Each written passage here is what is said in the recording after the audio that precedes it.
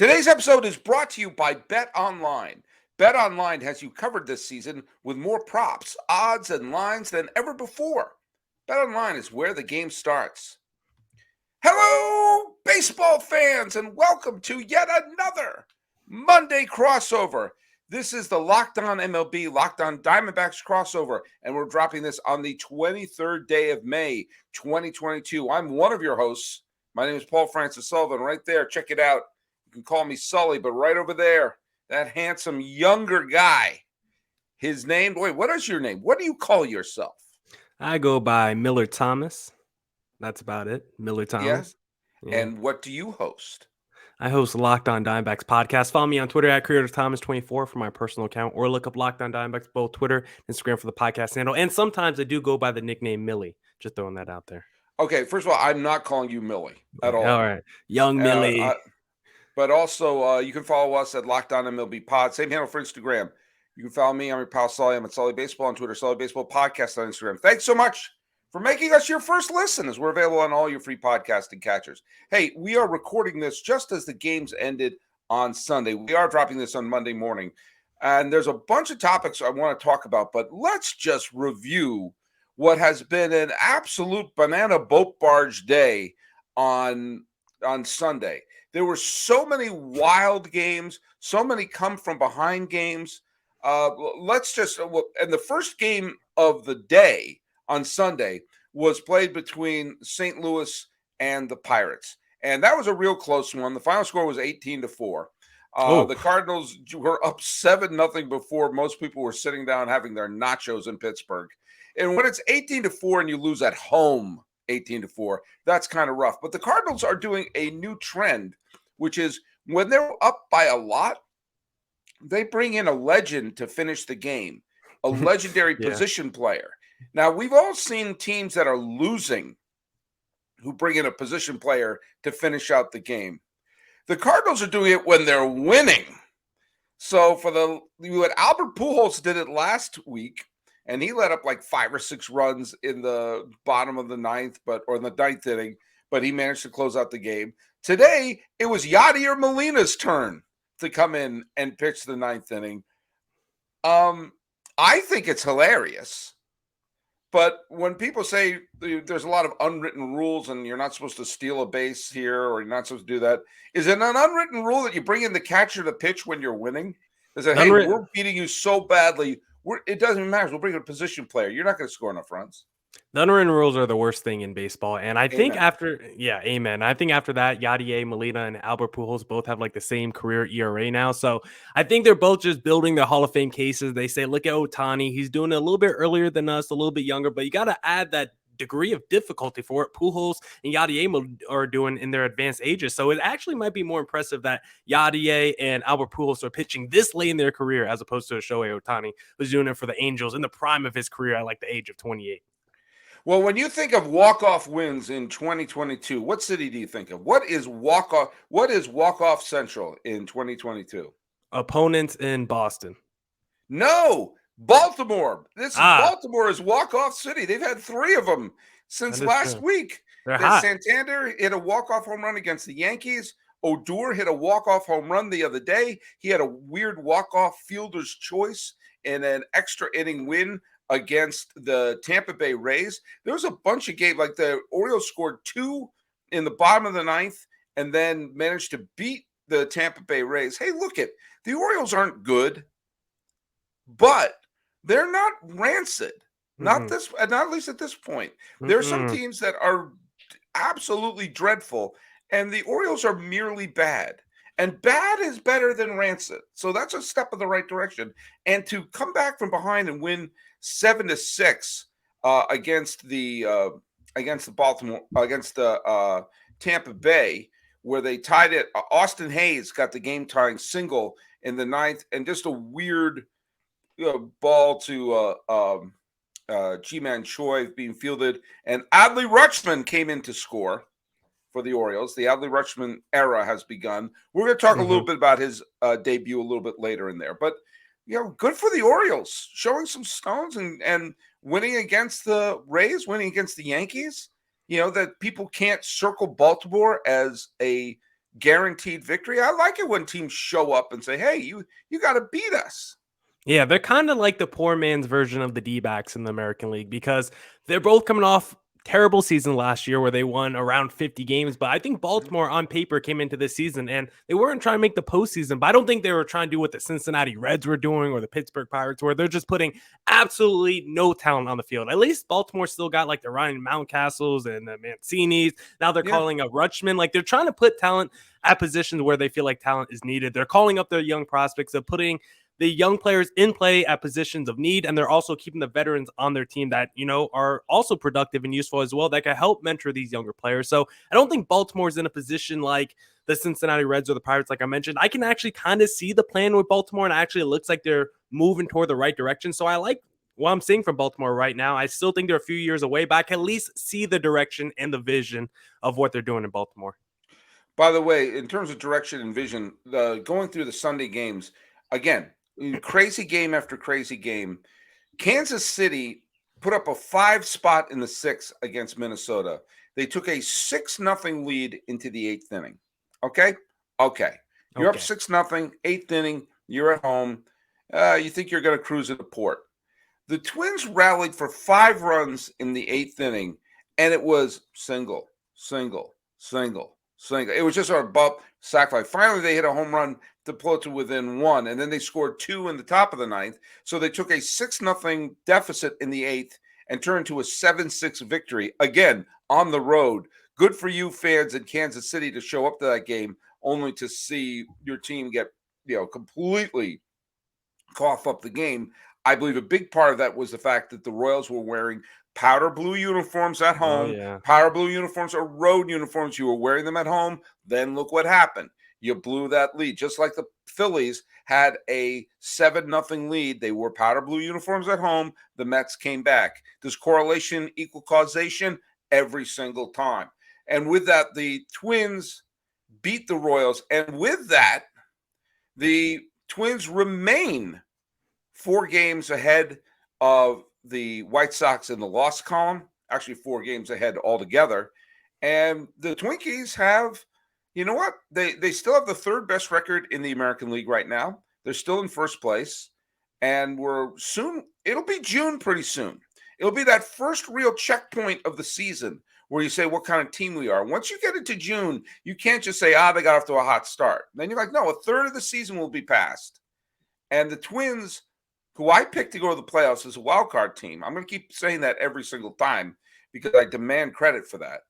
Yeah, you do.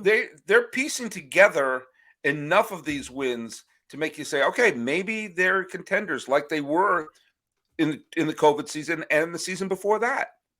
Yeah, we'll see as we get to the All-Star break if this record holds up. And if it does, maybe I'll have to start changing my opinion. But right now, my opinion on the Twins is they're still not a postseason team. I still look at that rotation, and we've talked about it a bunch on this podcast. Like the guys that they have starting in that rotation, I just can't trust those guys can be there for you in October when you're trying to make that wild card run, or really September when you're trying to make that postseason run. So I love what the Twins are doing so far. I think today's game and comeback was more about the Twins than the Kansas City Royals because I think the Royals are just a doo-doo team right now. I'm sorry, Kansas City fans. I'm sorry, they're a what? Just, a little doo-doo of a team right now. They're not the best team right now. A little boo-boo. Maybe boo-boo is a better word to use than look at. I know I'm older than you, but for God's sakes, this is like Locked On Barney right now. A doo-doo team? Yeah, okay, fine. Doo-doo team, a little baby team. They're just young. They got babies have doo-doo, so they're just doo-doo. They're babies. Hey, I'm a father of 2. Yeah. I'm a father of 2, and I'm a special ed teacher. I know a little bit about the doo-doo factor. Okay. Yeah. So they got they're still very far ways away. The Royals, I mean, they might be in a better position than the Reds or the Pirates, but I still don't love the position the Royals are in. So this game was more about the Twins come back, and I like what the Twins are doing so far this season. They've been a bigger surprise than what I would have expected. I didn't have high expectations for the Twins, and I still don't have very high expectations for the Twins as the season progresses. But like you said, we're about to be 2 months into the season. At some point, the record is the record, but I would like to see it a little bit closer as we get to All-Star break, and then maybe I'll start changing my opinion on the Twins because right now I don't believe in this team. Fair enough. Well, one team, when I was saying like how I was happy that Baltimore is showing some ability and not being a pushover. I'm sure when the Toronto Blue Jays were thinking about, all right, we're going to build up our win-loss record, and they saw the Cincinnati Reds, the minor league team that plays in Cincinnati, will be coming into town. I'm sure they're thinking, okay, we're going to pat ourselves with a couple of easy wins right now. And today, the Reds beat the Blue Jays, and 3-2 was the final on an 8th-inning home run, the first home run of the year by Joey Votto. Joey Votto's been one of my favorite players in baseball. Is off to a rough start. He picked a good time for his first home run of the year to make the score 3-2 Cincinnati. Warren held on for the victory. It's the 12th win against 28 losses for Cincinnati. They're not good, but I like it when a lousy team says, oh, you wrote us in ink as a win for you? Guess what? We just beat you. How are you feeling now, Blue Jays? Yeah, I think the Reds would also classify as a doo-doo team. I mean, for the Blue Jays, their offense just hasn't gone off like we've talked about, Sully. We thought they were going to mash their ways to 100 wins, however you want to phrase it. We thought the offense was just going to smash and bash and mash and do all those ash phrases and everything like that. And the offense just hasn't taken off yet. Vlad Guerrero Jr., his OPS is below 800. I think every player in their lineup, except for George Springer, has an OPS below 800. Teoscar Hernandez has been hurt a little bit. He hasn't really taken off yet. Bo Bichette the same way. I still think the offense eventually will come around because unlike the Twins, I believe in the Toronto Blue Jays, and I think eventually those guys will start to come around, especially as we enter the summer months, as we start to enter June and it starts to heat up. I don't know too much about Canada, but I assume Toronto heats up too as the summer rolls around. So I think this Blue Jays team will get better as the season rolls along. So far, Kevin Gausman has looked like a guy who deserves to be paid $100 million. Robbie Ray, not so much the same way. And also Alek Manoah has been pretty good. I think the rotation has been good. Yeah, Manoah had a great outing the other day where he wanted to pitch all 9, and they didn't let him. But he pitched 8 terrific innings there. By the way, another team which I'm going to have to look and see how they're doing after, by the time we get the All-Star break. But the Angels keep pitching and keep hitting. Sandoval had another good outing. He went into the 8th inning today, struck out 7 A's, only walked 1. The Angels beat Oakland 4-1. Who do you think the big offensive producer was for the Angels? Guess. Mike Trout? Yeah, maybe him. He got on base 4 times. He homered. He doubled. I think no, he didn't steal a base, but he went 3 for 4 with a walk, double, homer, single, scored 2, drove in 2. He's a fine player. His ERA is a ERA. Jesus, that's how good is his ERA. You like batting average? He's batting .323. You like OPS? His OPS is 1.133. That's pretty good. He's still not a bad player. That Mike Trout. There's a couple other games I do want to get to, but it turns out, and this is sad news when it happens, but Mike Trout, with all those great numbers, did test positive today. And he tested positive for Built Bars. They tested him, and he loves his Built Bars.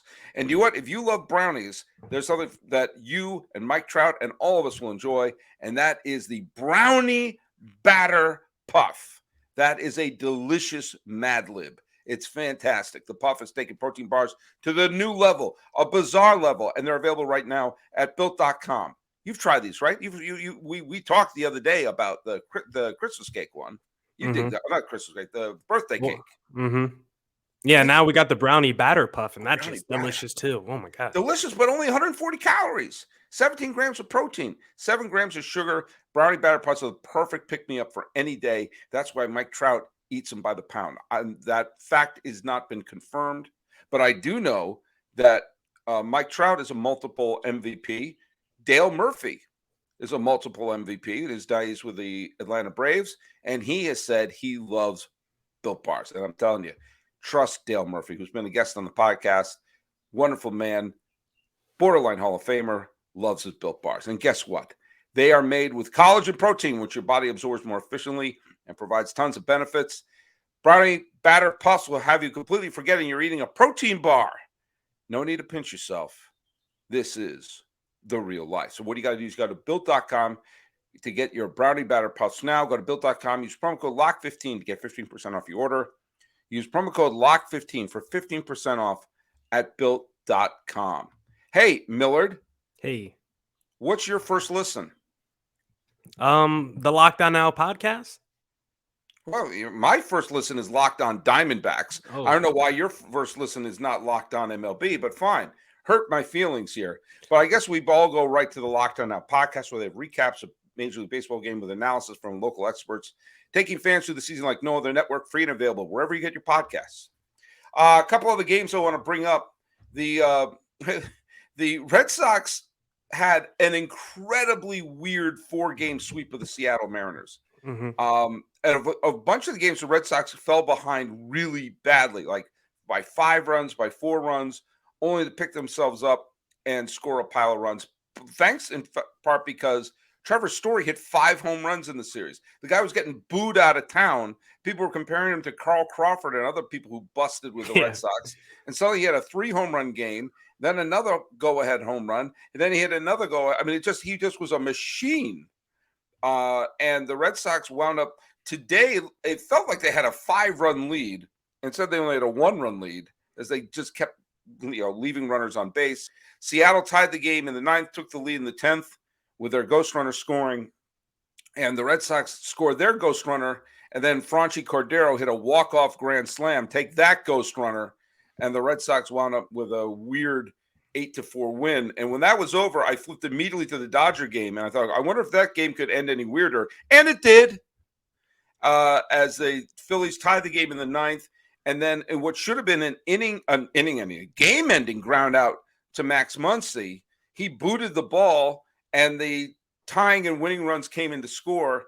And the Philadelphia Phillies won, ending the Dodgers' winning streak, and for at least for a day, preserving Joe Girardi's job. So, and one other thing to note is that the Yankees got swept in a doubleheader by the White Sox. In the doubleheader, they scored a combined 1 run, a home run by Aaron Judge. Aroldis Chapman blew the save. Or actually, no, correction. He didn't blow the save. The game was tied in the 9th. But he let a home run to A.J. Pollock, and then they scored another run. Sorry. And then the White Sox, it was a scoreless game on Sunday Night Baseball, and the White Sox scored 5 runs in the 8th. 5-0 was the final. I want to bring up something in that first game, however. The Johnny Cueto pitched for the White Sox. In his first game, he pitched 6 shutout innings against his former team, the Kansas City Royals. We won a World Series with the Royals in 2015, and through the last complete game in the World Series. And today he faced the Yankees, a team that seemed to be able to score at will, and he shut them out. So he has not allowed a run in his 2 outings with the Chicago White Sox, and has pitched very well, thank you very much, in both of those games. And he was let go by the Giants. The Giants didn't bring him back. And he's had injury issues and everything. He's not a spring chicken anymore. But he's also, when healthy, an outstanding pitcher, an all-star many times over, a Cy Young runner-up when he was with Cincinnati. As I said, through the last complete game in the World Series, and when he was pitching for Kansas City, had some very good seasons with San Francisco. You have a guy with a tremendous pedigree who was just floating out there, and the White Sox took a flyer on him. And even if he doesn't do this the whole season, having someone pick up part of their rotation for a chunk of the year helps. He's given him 2 quality starts. He's 2 for 2. And a lot of times in spring training, you see there's a lot of major league players who are available who never get signed.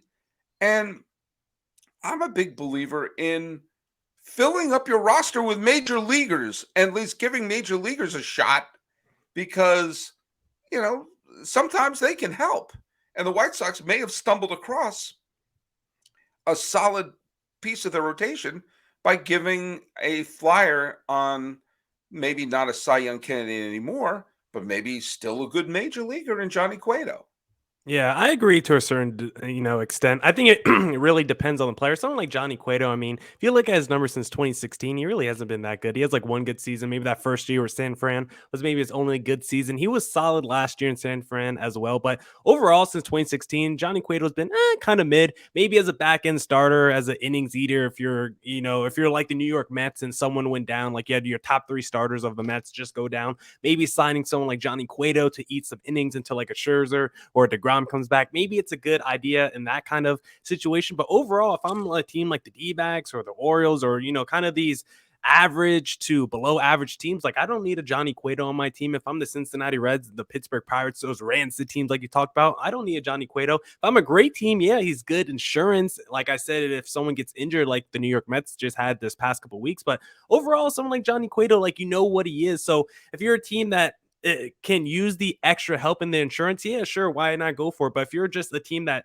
is on the borderline of making the postseason or nowhere near it, like Johnny Cueto's not going to do much for your services unless you think he's going to come in and mentor the young guys. That's the only way he can help your team. Otherwise, Johnny Cueto, like he is what he is at this point, and most players are, like the Justin Uptons who just got signed by the Seattle Mariners. Yeah, he could still be a good platoon guy, but Justin Upton really make an impact for your team? Probably not. That's why I think a lot of these teams would rather just go see what their young guys have and just live off that potential and the theoretical what can be, as opposed to going with the Uptons and the Johnny Cuetos, who we already know what they are at age 35 plus.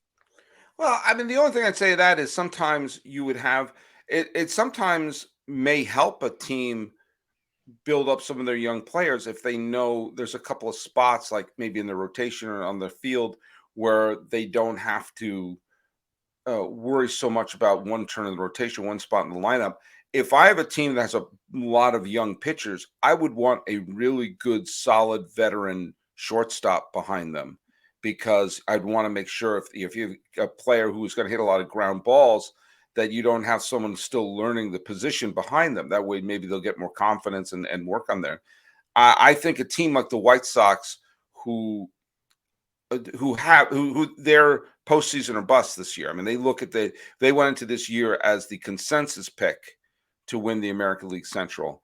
I didn't pick the Twins to win the Central. I picked the White Sox to win the Central. Mm-hmm. And this was a year where they're like, okay, we got talent on our team. We made the postseason last year, won a game against Houston, but now the 2 straight years from the playoffs. Now they want to make a run at it, to then make sure that those spots are filled by some people who have been there, done that. Yeah, there's going to be plenty of young players on the White Sox, but I also think there's something to be said about having a veteran. And also, if you pick up a player for virtually nothing, and you are a team like Pittsburgh, or your team that doesn't really have any hope going forward, and you have someone like Cueto give you a couple of turns in the rotation, which may rub off on some of the young players or something like that. If they play well, and you get even a middling prospect in exchange at the trade deadline, well, that's better than nothing. That's like you may be able to, that person may not be able to, you're not going to get a impact blue chipper, but maybe you could, I don't know. You'd be getting something for nothing, basically. Yeah, maybe. Yeah, the way baseball trades work is so weird. Like a lot of times you think you get like a middling prospect if a guy like Johnny Cueto ends up being performing well, but a lot of times you just end up getting like maybe the 100th best prospect in someone's organization, or someone who just signed in the international market who's 16 years old and is 8 years away from making his major league debut. Like when the D-backs traded away Eduardo Escobar, it's not like they got back a middling prospect. Like they got back Cooper Hummel, who's like even lower than a middling prospect probably, and someone else in that deal. So a lot of these times when you trade like a pretty good player, like you're not even getting back a middling prospect. When the D-back traded Starling Marte, they got back Caleb Smith and Luis Frias. Maybe one of those guys are a middling prospect, but even if you get that back, it's not like that's really going to help your team in the long run. Like they're middling prospect for a reason, and it's already hard for you blue chippers to really hit if you're just trading for middling prospects. I don't think you're really going anywhere as an organization as a whole anyway. So maybe it's good to get the Johnny Cuetos, as you talk about, just to maybe get the value back in a trade, but I don't think in reality that's actually going to be there once you actually look at the trade market. I do. I will say that I am a big believer in, if you are trying to put together a winning club, by handing jobs to established at least giving the established major leaguers a shot. I mean, we did see that last year with Atlanta when their entire outfield fell apart, and they brought in who was it? Soler and Rosario and Duvall. Yeah, Soler, Rosario, and Peterson. Yeah, on all three so of four. them. Yeah, four. It's good. Duvall too. They got. Yeah, and all 4 of those outfielders wound up all contributing in that postseason. Obviously you got 2 MVPs out of that, but they, by making sure at each position you have a big leaguer in that, I think that helped them. And I think that there's sometimes when you see, I mean, we joked about on last week's episode that you could be looking at the Pirates and said, is this the Pirates player or is this from Hardball? when you have it's great when you have a team full of young players who suddenly blossom. That's a great thing. But more often than not, they flop, and you basically have a minor league team playing major league games. Uh, Yeah. I think that there's something to be said about having someone who may have a chip on their shoulder. I mean, the Red Sox, when they put together the 2013 team, yes, they still had Ortiz and Pedroia and John Lester. They had some, and Jacoby Ellsbury. They still had some quality major leaguers on that team, but they had lost 90 some odd games the year before. And they brought in the likes of Napoli and Gomes and Victorino and Stephen Drew and Koji Uehara and all these people who all of them worked out for them. And it's not always going to work out that well, but sometimes it's like, well, let's fill the gap, fill the spackle with major leaguers, especially when there's always so many of them available. And you think that maybe one of them will be like, hey, I want to prove to the world I still got it. And maybe you can capture lightning in a bottle like that. Yeah, I think the difference is between like the Red Sox and Braves situation as opposed to like Johnny Cueto and Justin Upton. I think there was a lot more left in the tank of those guys that went to the Braves and the Red Sox. Johnny Cueto and the Upton, those guys haven't been good in years. The Victorinos and the Gomes, like those guys were maybe a couple years away. Soler was like 1 season away, 2 seasons away from leading the league in home runs. Eddie Rosario is like a borderline all-star player. Like a few years before coming to Atlanta. Duvall had 37 bombs before getting traded to Atlanta as well. So I think a lot of those players that went to the Red Sox and Braves to help them win a World Series were like 1 to 2 seasons away from being really good players or still in the back end of their careers. Like all those players that went to the Braves last season were between like 28 and 31 years old. Like they weren't old. Those guys that went to the Red Sox, they're a little bit older, but Shane Victorino was still a very productive player. Johnny Gomes was still a very productive player. I just don't know if Johnny Cueto for a full season, Justin Upton for a full season is really giving you the net value that those guys were to those World Series teams. I just don't think they're in the same place of their careers, the Cuetos and the Justin Uptons, as opposed to those other guys on the Braves and Red Sox. So I do agree with your point when you're talking about like the players that went to those Braves and Red Sox, but I don't think that point applies to the Uptons and the Cuetos just because I think they're in a different point of their career. That's my Well, we were talking about giving shots to major leaguers, but there was an example of a minor leaguer getting his shot this week, and that was Adley Rutschman for Baltimore. And he got a triple in his first at bat. He scored the game-winning run today. It didn't get a triple his first at bat. He got a triple for his first hit. He got a triple in his first game. I think he struck out his first at bat. I think it was his third at bat. Okay. Well, do you know what? Obviously I don't have a script in front of me. But he's a guy who is, when we were talking a little bit about Baltimore, who, by the way, whiffed on the Manny Machado trade. Yeah. They traded away their best asset a year too late, and they got back Gotch. Don't trade your stars, folks. But if you're going to trade your stars, get quality back. But the Red Sox got a couple of decent players back for Betts, but they didn't get back a Mookie Betts. No, that's one of the whenever you see the big superstars being dealt away, it doesn't work. Diamondbacks actually got some decent players back for Goldschmidt, but they didn't get back a Goldschmidt. No, Luke Weaver's already back in the bullpen. We thought he was going to be a number 2 starter, Sully. Now we're hoping he could be the 7th inning guy for the D-backs. Yeah, pay your stars, folks. Pay your stars. When you're blessed enough to develop a star, pay them, keep them. Yeah, because talking about the White Sox today, if you want to talk about a superstar trade that kind of has worked out for the other team, Michael Kopech went today for the White Sox, and he's having a fantastic season. He was acquired in that Chris Sale trade, along with Yohan Moncada. Like, they got back a whole bunch of top Red Sox prospects, and maybe you look at that trade as kind of a win for the White Sox just because they got back so many blue chippers, and Kopech has turned to a frontline starter. But even that, I don't know. Chris Sale's still it was, and Chris Sale's injured. I think the White Sox saw that he was an ace pitcher who had potential injury liability, and they got back. I think both teams did well in the Sale trade. I think the Red Sox got what they wanted, which was a World Series title. I look up. I'll repost the tweet that I wrote back in 2018 when the Red Sox won the World Series with Chris Sale. I said they should trade him right now because if they sign, I said that his value is never going to be higher than right now. He's going to get hurt in a major way, and why not cash in on him when he's already delivered what you wanted? The Cy Young runner-up season in 2017 was a pitcher on the mound when they won the World Series in 2018. Boom, have someone else pay for the breakdown. Instead, they signed to a long-term deal, and as everyone predicted and went to bet online to predict, he got injured. And while he pitched well down the stretch last year, he's just not been the same pitcher. But anyway, Adley Rutschman is the number one pick from a few years ago, one of the top prospects in baseball, was playing in the minor league system for Baltimore and was called up and is part of their big plan of trying to put together something. And they're hoping that, Baltimore gets to be good again. And I remember when Baltimore was an elite team in the late 70s, early 80s, and they had another great stretch in the mid 90s, and they were competitive again between 2012 and 2016. But there were big gaps of a lot of badness in between.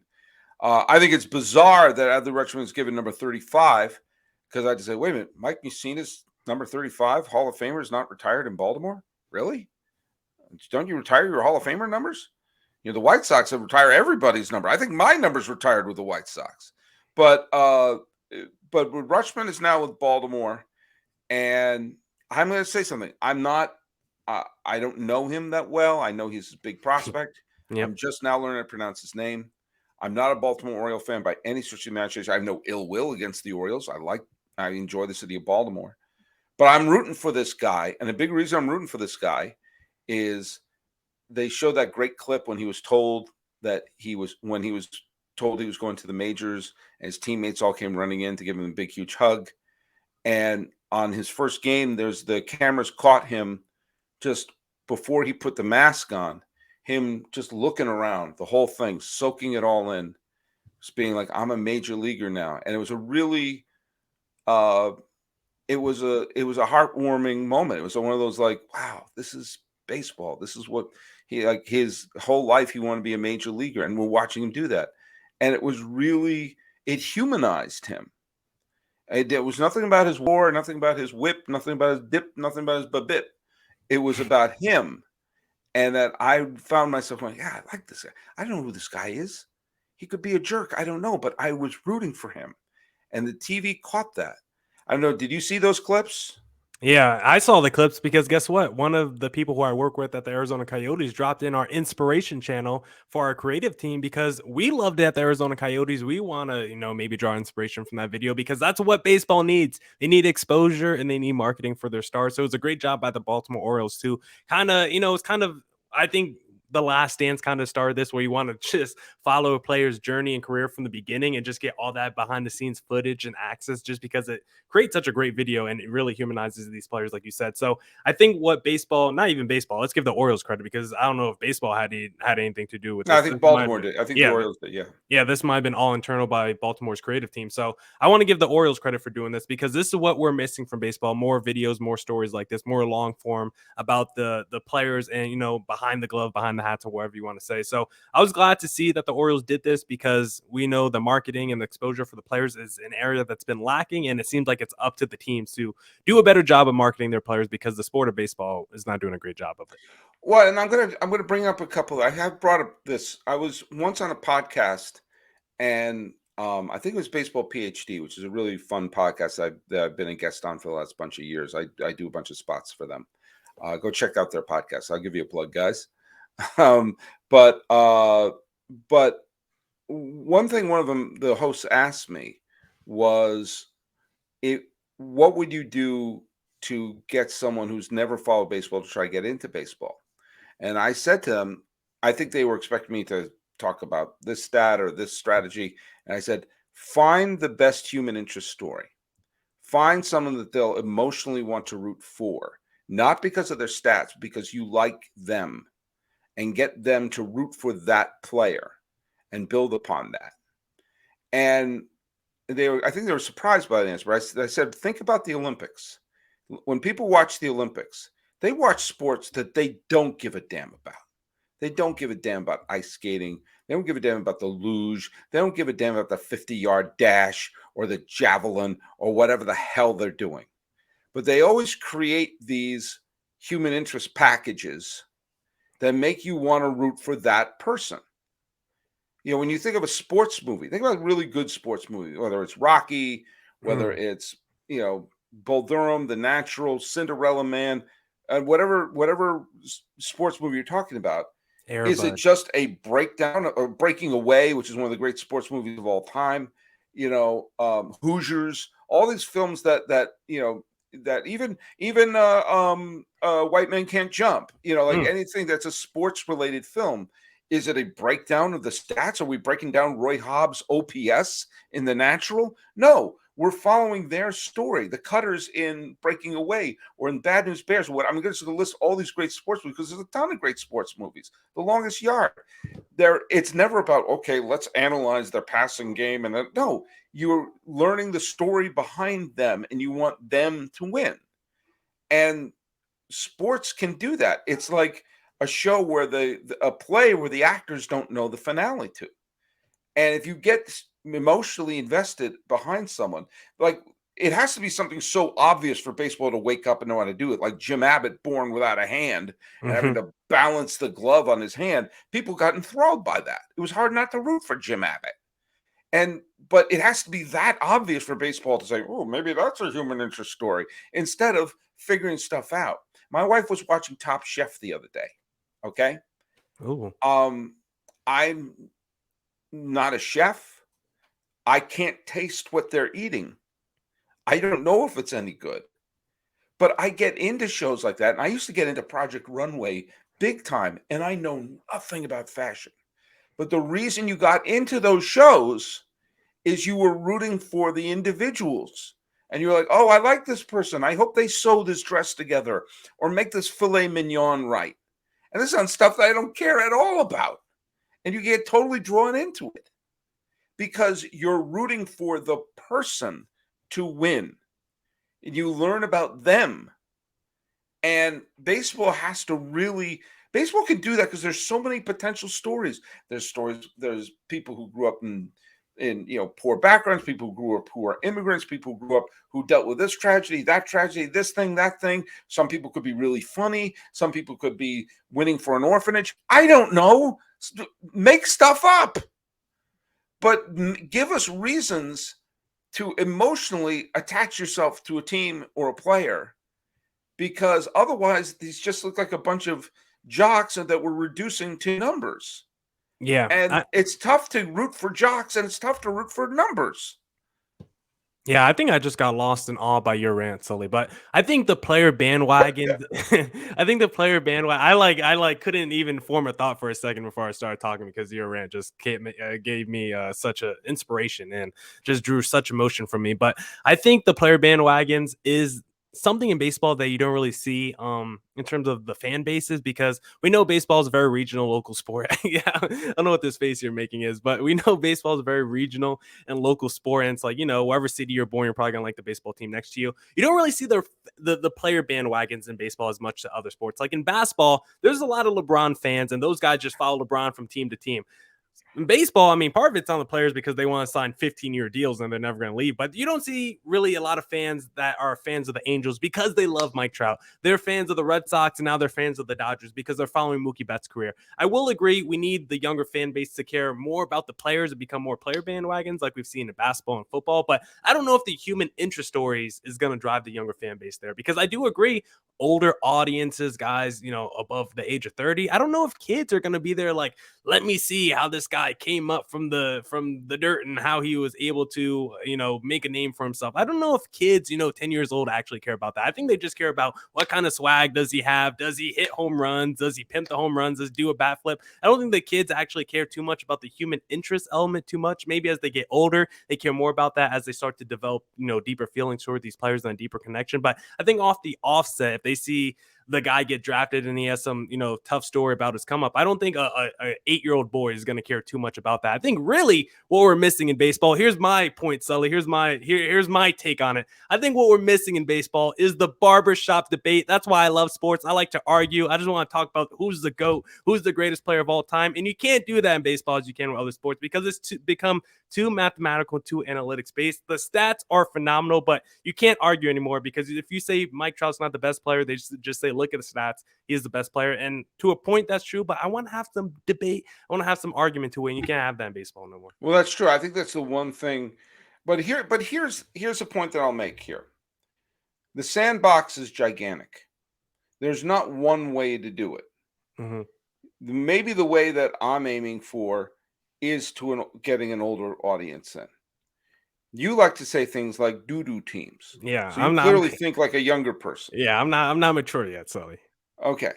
But maybe there's more than one way to get people in. Some people are going to get into it for the statistical and analytical reasons. Mhm. And will give reason for them. Some people are just going to be binary. To the team that plays near me win. I don't care who's on them. I want them to wear the correct hat, the correct uniform. We could find different ways. There are different ways to get people into it. And if there's multiple ways, as long as we're getting good baseball out of it, I'm perfectly fine with that. And I do agree that the thing that's the most frustrating thing about the world of analytics, the WAR stat is in some ways I find very frustrating because I A, hate it. I it hate it. it ends all debate, but B, I never quite know how they get to that number. Well, he got a 7 WAR and he's got a 5 WAR, so the 7 WAR is better. All right, how did you get to that 7? It's part of this calculation. Can I see it? It's too complex. All right, can we debate it? Nope, it's right there, written in war. This is better. It feels like I've decided it, and I'm not going to show you how it's calculated, and the debate's over. And I Also, do real hate that because I like debating stuff too. I want to debate who was the best pitcher of the '90s. Was it Randy Johnson, Greg Maddux, or Pedro Martinez? I think those are your top three right there. And I don't want one stat that I can't decipher end that debate for me.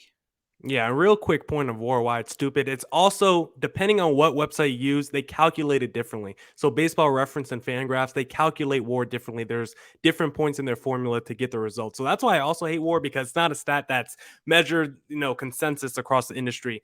If I look at Mike Trout's war on one website, it might be different as opposed if I look at another website. That's another reason why war is dumb because it's a stat that's different from website to website. Let me just throw Well, that out there. well, let me just tell you, you and I, we just had dueling TED Talks here. Wow. Isn't I that think yours something? is a little bit better than me though. Because You had like a little mic drop at the end. yeah, but at the same time, I've been around for I think quarter of a century. How old are you? You're like you're 9, right? A little bit older than 9. I'm 24 now, turned 25 in October. Okay, so I'm twice your age. A little bit, slightly twice. No, though this is a stat that isn't different Yeah. from website to website. I was born in 1972, which makes me 5 bagel right now. Depending how you do the math, yes. If you multiply by 2, you're double. Yes. Yes, yes. That's how we're gonna figure out double. Uh, Fangraphs, I'm not older than you, but baseball reference, I am. oh, I am. So yeah. so it kind of works out that way. Podcast above replacement, wins above replacement podcaster. Hey, did you PAR. know that podcasts are now on IMDb? Oh, I, really? Are they? I guess I'm supposed to update my IMDb page. I'm on IMDb. I can't even say it. I am on the IMDb because I was a television producer and a filmmaker. So there's Oh, my TV, and it was always like, hey, I'm on there for my hard work, and now I can do it by posting something I did on GarageBand onto iTunes. The next thing I can have an entry. But hey, that's fine. That's yeah. fine. Weren't you in that one movie, Sully? Weren't you that pitcher in that one movie who like the Cleveland baseball team and you wore the glasses or something like that? That Yeah, came yeah, out. yeah. I was Yeah. also the star of Platoon. That Oh. you're. I was in a film about a pitcher Mm. with called Spaceman, and Josh Duhamel from the Transformers movies was the star of it. He played Oh, Bill really? Lee, and I played a mailman named Sully, and we wrestle in the movie. He grabs me, and we wrestle on the ground because he plays real life former Red Sox pitcher and Expos pitcher Bill Lee. And when he was blackballed from the game, he started writing letters. Uh, this is just real. Go watch the movie Spaceman. I think it's available on Amazon. And I can see you And in it? yeah, I'm in it. I have a Okay. couple of lines. I have one scene and a couple of lines. And the premise of the scene that I'm in is the real life Bill Lee, who pitched for the Red Sox and the Expos in the '70s, and was kind of a free thinking, drug taking player.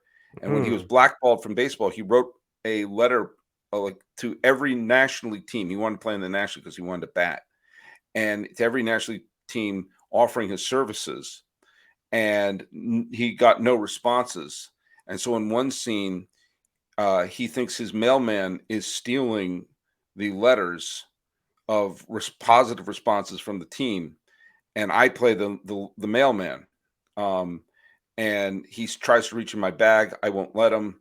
And then we wound up, he grabs me, I grab him, we fall on the ground, Wow. and we start wrestling on the ground.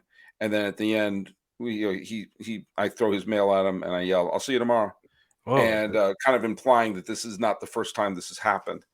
And the Is this a, wrestling, the I was gonna say, wrestling, is this a yeah, baseball movie or a love yeah. story? So, The wrestling part was actually improvised. The director, Brett oh, Rapkin, who I knew because I was in the documentary that he was in, and he thought it was funny, so he gave me this small part in the film. And the part I'm supposed to just say, he's supposed to say, "You stealing my mail?" So I'm not stealing anything. I hand him the letter, and he gave me the direction that if he tries to reach in my bag, don't let him. And so he reached into my bag, and I said, "You get your hand out of my bag. I'm a government employee," which is an improvised line. And wow. then Look at I this and guy. then I grabbed him, he grabbed me, and then we fell to the ground, and the camera just kept rolling, so we just started wrestling, and we didn't use that take, but he thought the wrestling part was funny, and so we did 2 or 3 other takes where we kind of planned it a little better, like he grabbed like the form, and then he grabbed me, and it's Mm. all in one shot, so you can see that it's really me, that this guy who's at least at the time was married to Fergie from the Black Eyed Peas, was in his bathrobe and tidy whities, and I'm in a mailman costume. You didn't need And a stunt double? no stunt double for me. I did my own Wow. stunts. Whoa, Tom Cruise over here. Yeah, Okay, so darn right. That's my Mission Impossible right there. And the scene turned out to be pretty funny. It was and it's a good movie. If you check it out, it's called Spaceman. I'm gonna look Um, it up on YouTube. Just and fast my forward to scenes your with part. Josh Duhamel. Ernie Hudson's in the film, so I'm in the same movie as one of the 4 original Ghostbusters. So in 6 Degrees of Kevin Bacon, I am 1 degree away from all the I'm in the same film as a Ghostbuster. So there you go. Why are we doing a podcast, Sully? Why are we not doing a movie together? Well, what are your credits? I don't have any. That's why I need you to carry me along. I need you to take me with you, Sully. Come on Oh now. yeah, get on the old Sully bandwagon. That's why Yeah, there we go. things are going well. We pay you in Built Bars, but hey, I don't know how we got on that rant, but I'm going to keep it in. What the hey? Hey Miller, where can people follow you? Hey, at Creator Times 24 for my personal account, or look up Locked On Diamondbacks on both Twitter and Instagram for the podcast handle. And follow us at Locked On MLB Pod. Same handle for Instagram. I'm your pal Sully. I'm at Sully Baseball on Twitter, Sully Baseball Podcast on Instagram. Talking about teams, talk about Top Chef, talk about my film career with Miller Thomas. This has been Locked On MLB for the 23rd day of May 2022. Slow motion fist pump with Miller Thomas, Harry Knuckles.